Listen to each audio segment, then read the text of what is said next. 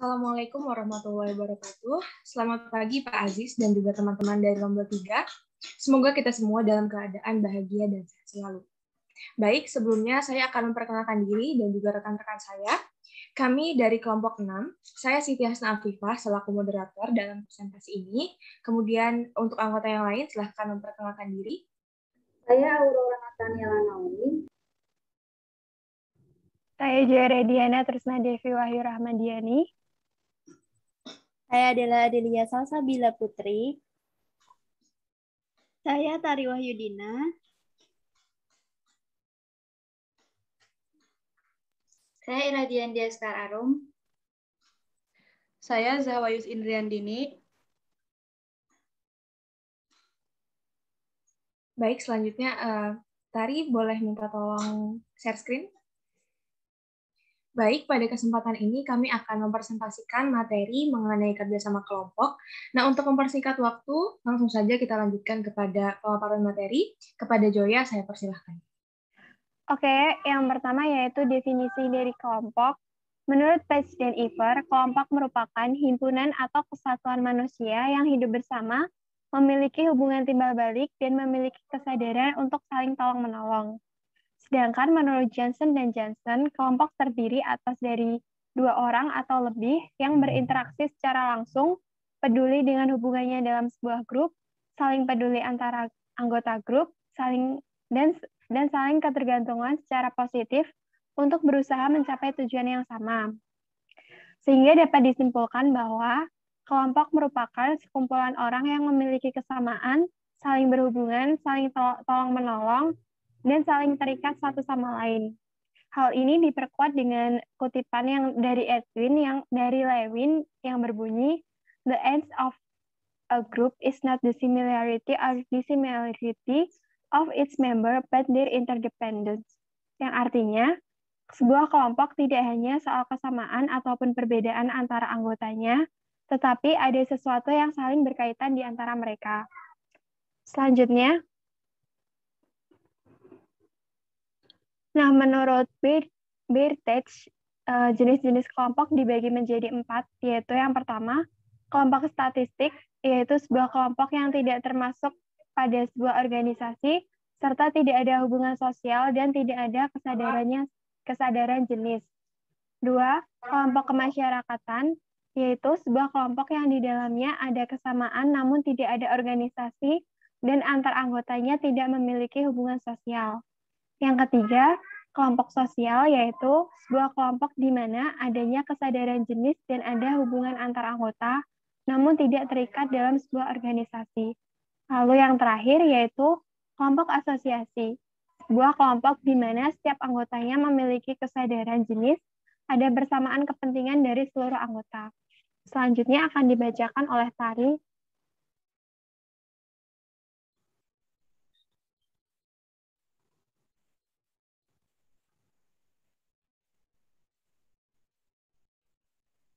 Ya, kemudian ada tahap pembentukan kelompok. Menurut Tokman, ia membagi ada 5 tahapan kelompok yang disebut juga di the stage of team development, yaitu ada forming, storming, norming, performing, and adjourning. Yang pertama, forming. Forming ini merupakan tahap awal di mana semua anggota kelompok belum saling mengenal dan percaya satu sama lain. Pemahaman terhadap norma, peran, dan tujuan kelompok pun masih sangat minim. Sehingga pada tahap ini, anggota kelompok berfokus pada adaptasi dan pengenalan sifat dari potensi masing-masing anggota kelompoknya. Kemudian ada storming. Storming ini adalah tahap terjadinya konflik dan munculnya kecenderungan tampil individual dalam diri untuk menunjukkan eksistensi diri dan dominasi dari satu atau lebih anggota kelompok. Konflik yang terjadi dapat terselesaikan dengan cepat apabila anggota kelompok saling terbuka dan mengkonfrontasi perspektif dan ide-ide mereka masing-masing. Namun, apabila kelompok tidak mampu mengatasi konflik yang muncul dan melewati tahap ini, maka kelompok tersebut akan mengalami kegagalan. Setelah itu ada tahap norming. Norming ini adalah terbentuknya suatu kesepakatan dalam kelompok itu akan peran, struktur, serta norma yang berlaku dalam kelompok. Kerjasama, rasa saling percaya, dan keterikatan antar anggota pun muncul. Mereka sudah mampu berbagi tanggung jawab dan kontrol, menghargai perbedaan, serta memiliki pemikiran yang lebih mengutamakan kita daripada saya. Kemudian ada performing. Performing ini merupakan kelompok telah sampai pada tahap kematangan, di mana peran dan tanggung jawab dilaksanakan secara maksimal, sehingga kinerja kelompok bersifat efektif sepenuhnya. Kelompok bertumbuh dan berkembang, hasil dari kerja keras sejak awal akan didapat. Kemudian yang terakhir adalah adjourning. Adjourning ini merupakan tahap di mana proyek telah berakhir, tujuan kelompok telah tercapai, atau juga terdapat konflik yang bisa terselesaikan, sehingga adanya konflik yang bisa tidak diselesaikan, sehingga terjadi pembubaran diri di dalam kelompok itu.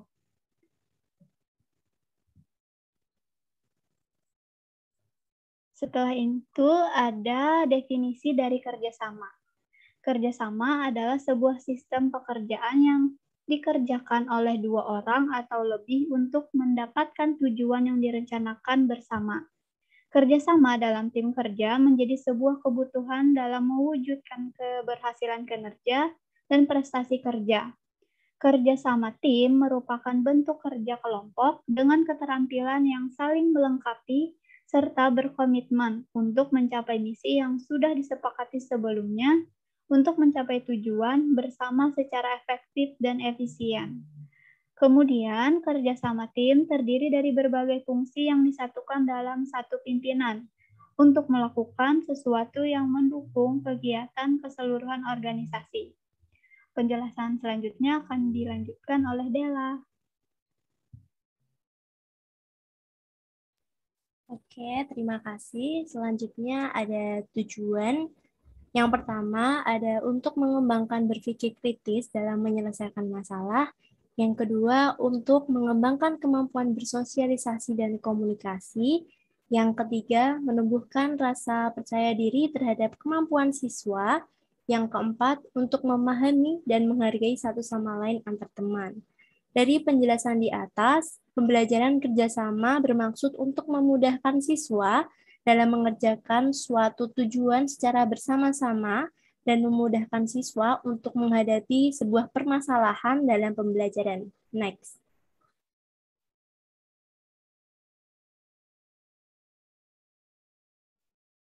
Yang selanjutnya ada jenis-jenis kerjasama. Di sini ada 4 jenis. Yang pertama, bargaining atau tawar-menawar, yaitu mengenai pertukaran barang maupun jasa antara individu atau kelompok. Kerjasama ini dilakukan supaya proses kerjasama dapat memberi keuntungan secara adil untuk kedua belah pihak. Yang kedua ada cooptation atau kooptasi. Di sini jenis kerjasama yang sebagai proses penerimaan dari unsur-unsur baru oleh pemimpin suatu kelompok yang berguna untuk mencegah terjadinya gangguan stabilitas dalam kelompok yang bersangkutan. Yang ketiga ada coalition atau koalisi. Kerjasama jenis ini adalah jenis kerjasama antara dua belah pihak, yakni gabungan antara dua kelompok maupun lebih, yang memiliki kesamaan tujuan dan berusaha untuk mencapai tujuan tersebut. Yang keempat, ada joint venture. Jenis kerjasama ini yaitu suatu bentuk kerjasama yang dilakukan oleh dua kelompok dalam melaksanakan suatu pekerjaan ataupun proyek. Untuk selanjutnya akan dijelaskan oleh rekan saya.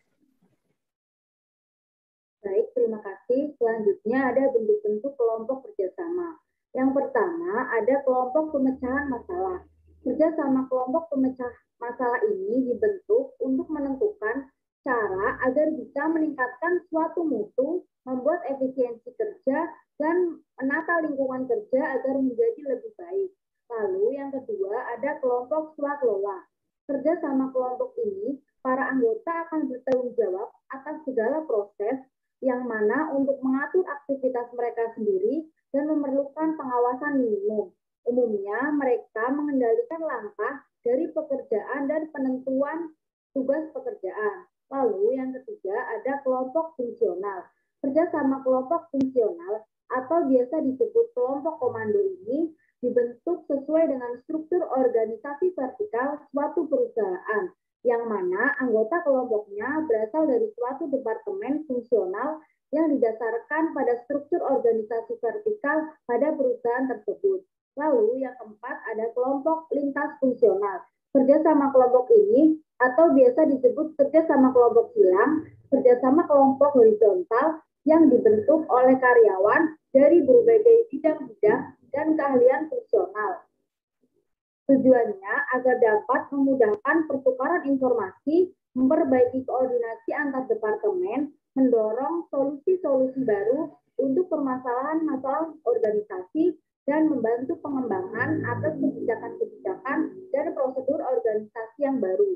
Tugas kelompok ini dibentuk untuk bekerja pada suatu kegiatan yang spesifik dengan batas waktu yang spesifik juga. Lalu yang terakhir ada kelompok virtual. Umumnya pada kelompok ini kerjasama menggunakan teknologi komunikasi untuk menyertakan karyawan yang secara geografis yang jauh untuk bersama-sama mencapai sebuah sasaran.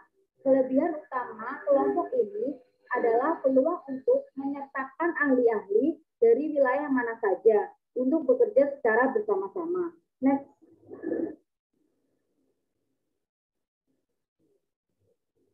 Lalu yang selanjutnya ada aspek-aspek dalam kerjasama kelompok. Aspek yang terkandung dalam kerjasama yaitu tujuan, tugas, tanggung jawab, saling percaya dan mendukung, hubungan interpersonal, penguatan dan hubungan eksternal. Itu merupakan aspek-aspek dasar dari kerjasama kelompok menurut Sharma 2012. Yang pertama ada tujuan yang jelas. Tujuan adalah penjabaran visi dan misi dan merupakan hal yang akan dicapai atau dihasilkan oleh organisasi atau suatu perusahaan. Lalu yang kedua ada terbuka dan jujur dalam berkomunikasi. Kejujuran dan keterbukaan dalam suatu kegiatan kerjasama merupakan hal yang penting dan harus dijaga karena itulah suatu organisasi akan maju dan berkembang.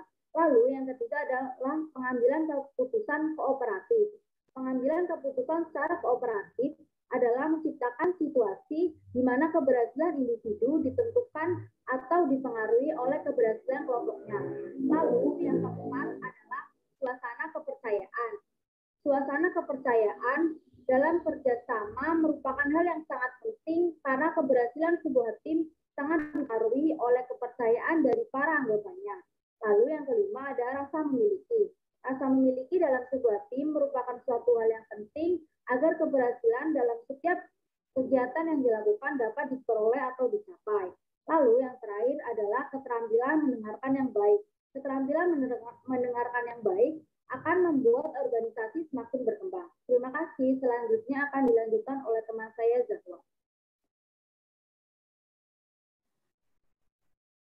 Menurut Gibson, dalam ROFAI 2006, efektivitas kerjasama kelompok terdiri dari sebab keterpaduan, kepemimpinan, struktur, status, peran, dan norma-norma. Ukuran efektivitas ini tidak boleh berdasarkan pada kriteria yang berasal dari luar, melainkan harus didasarkan pada tujuan kelompok tersebut. Penilaian efektivitas berhubungan dengan produktivitas, fleksibilitas, serta tidak adanya ketegangan dan konflik. Berikut ini indikator atau ukuran efektivitas kerjasama dalam kelompok menurut James L. Gibson dalam buku Agung Kurniawan berjudul Transformasi Pelayanan Publik. Yang pertama ada kejelasan tujuan yang dicapai, yang kedua ada kejelasan strategi pencapaian tujuan, yang ketiga ada proses analisis dan perumusan kebijakan yang mantap, yang keempat ada perencanaan yang matang, yang kelima ada penyusunan program yang tepat, yang keenam ada tersedianya sarana dan prasarana, yang ketujuh ada pelaksanaan yang efektif dan efisien, yang kedelapan ada sistem pengawasan dan pengadilan. Bisa di next. Yang selanjutnya ada peran anggota kelompok. Menurut Dr. Meredith Belbin, keberhasilan dan efektivitas kelompok ditentukan oleh kombinasi dari berbagai keterampilan. Melalui penelitiannya, ia juga menyatakan bahwa dengan melihat komposisi peran yang ada dalam sebuah kelompok, dapat dilakukan prediksi apakah kelompok tersebut akan sukses atau tidak. Belbin melalui penelitiannya mengemukakan bahwa ada 9 peran anggota dalam kelompok yang akan mendorong keberhasilan yang ia beri nama Belbin Teams Roles. Setiap kelompok membutuhkan keberadaan seluruh peran. Ke-9 peran itu dibagi menjadi 3 peran, yaitu peran sosial ada RI, TW, dan CO, peran pemikiran ada P, ME, dan SP, serta peran aksi atau tugas ada SH, IMP, dan CF. Berikut penjelasannya. Yang pertama ada Resource Investigator atau RI. RI ini berperan sebagai orang-orang yang inovatif. Mereka menggunakan sifat ingin tahu, inquisitive nature, mereka untuk menemukan ide dan dibawa kembali ke kelompok. Yang kedua ada team worker. Team worker ini membantu tim untuk menyatu menggunakan keserbagunaannya untuk mengidentifikasi pekerjaan yang diperlukan dan menyelesaikan atas nama tim. Yang ketiga ada koordinator atau CO. Koordinator berfokus pada tujuan kelompok, serta menarik anggota dan mendelegasikan pekerjaan yang tepat untuk mereka. Yang keempat ada plan. Plan ini berperan sebagai planner, cenderung sangat kreatif dan pandai memecahkan masalah dengan cara yang tidak biasa. Yang kelima ada monitor evaluator atau ME. ME ini memberikan pandangan logis, membuat penilaian objektivitas jika diperlukan, dan mempertimbangkan pilihan yang tepat untuk kelompok dengan cara yang tidak memihak. Yang keenam ada spesialis atau SP. Spesialis ini memiliki passion yang tinggi dalam mempelajari dan menjadi expert dalam bidang yang diminati.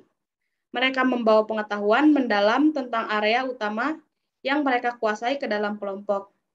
Yang ketujuh ada shopper atau SH. SH ini memberi dorongan yang diperlukan untuk memastikan seluruh anggota kelompok terus bergerak dan tidak kehilangan fokus atau momentum. Yang kedelapan ada implementer atau IMP. Implementer ini berperan sebagai perencana strategi yang dapat ditetapkan dalam kelompok dan melaksanakannya seefisien mungkin. Yang kesembilan ada completer finisher atau CP atau CF. Peran CF berperan paling efektif pada akhir tugas untuk memoles dan memeriksa kesalahan pada pekerjaan dengan menerapkan standar quality control yang tertinggi.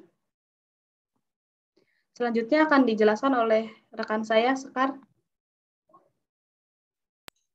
Dimensi kerjasama kelompok menurut Shen and von Greenough pada tahun 2012. Yang pertama, cooperating atau bekerja sama, anggota tim yang efektif, rela, dan mampu bekerja sama daripada bekerja sendirian. 2. Coordinating atau koordinasi, anggota tim yang efektif secara aktif mengelola kerjasama tim sehingga tim bertindak secara efisien dan harmonis.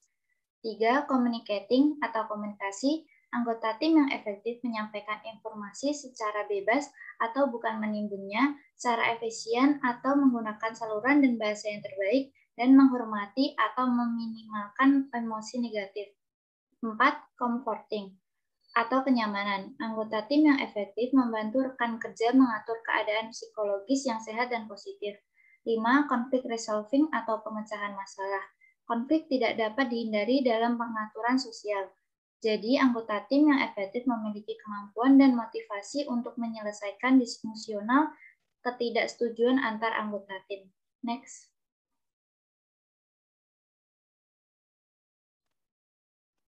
Pendukung kerjasama kelompok.